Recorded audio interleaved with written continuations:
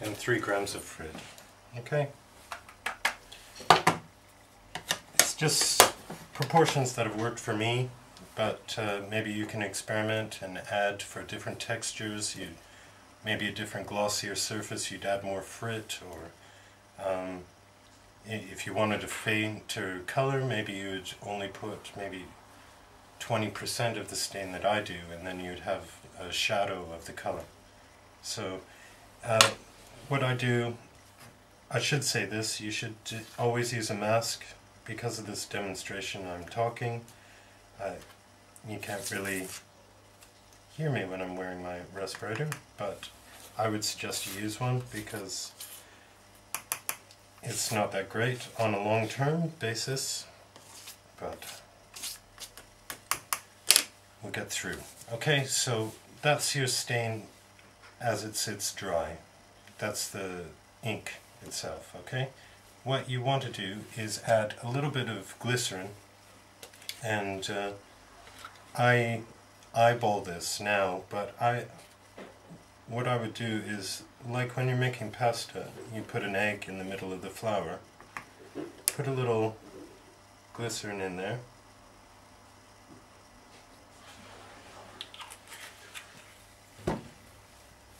and then start mixing it up. And what the glycerin does is, it's kind of hard to describe, but glycerin's a fat, it's like an oil, okay?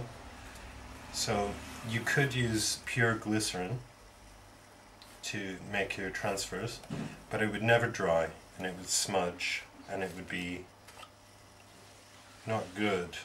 What I do is I try to use an open access printing studio for my prints, and this allows me to print, this formula allows me to print, take it away, back to the studio and apply it there.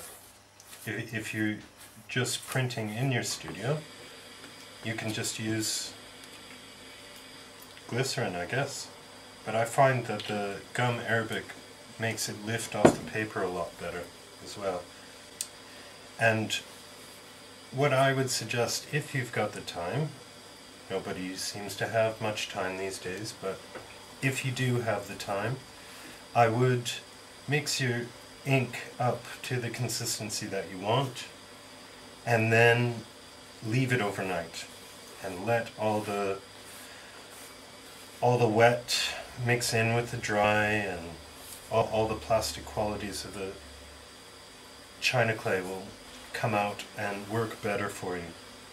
But if you don't have the time, then what I would suggest you do is mix it for at least about 20 minutes. And it might seem like a long time, but believe me, it's worth it. If you get a little streak of china clay on your silkscreen, then it's not going to be the color that you want. If you get a little streak of frit in your silkscreen, it's going to flux out the print, and you're going to get a weird texture in a little tiny part. So just make sure that it's all mixed together. Okay? So what we got now is like a really thick kind of paste. And this is alright to print with, but like I said before, it's never ever going to dry, because it's like, well, it's a petroleum based thing, but it's never going to dry. Never ever. So I've added the gum to make it hard on the surface of the paper, and then when it hits leather hard clay, it releases. The tension in the gum dissolves just like a water slide transfer would, and the ink comes away and sticks on to the pot.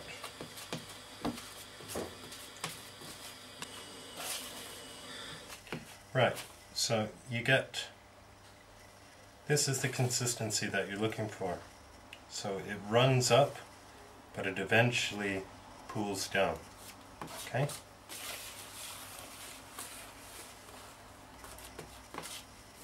Right. Now, what I've done is I've dissolved a little gum arabic into a container. It dissolves up to 10 times its weight in water. So I make a concentrate, so I know how much I'm adding every time. So keep on adding, keep on adding, keep on adding, until it doesn't dissolve anymore, and then you have a concentrate. Okay? So you know how much you're adding. So I would, in a little area of ink like this, just a wee splash. It's a very, very strong binding agent, right? And then leave it overnight to mix up, and then print the next day. And you get the best results that way, okay? Okay, so that seems to be mixed up. Like I said, quite runny. Before we had those soft peaks forming and they would eventually flatten out. Now it's completely flattening. It's not layering up when we're dripping it on each other, on itself. Okay? So that's the consistency that you want.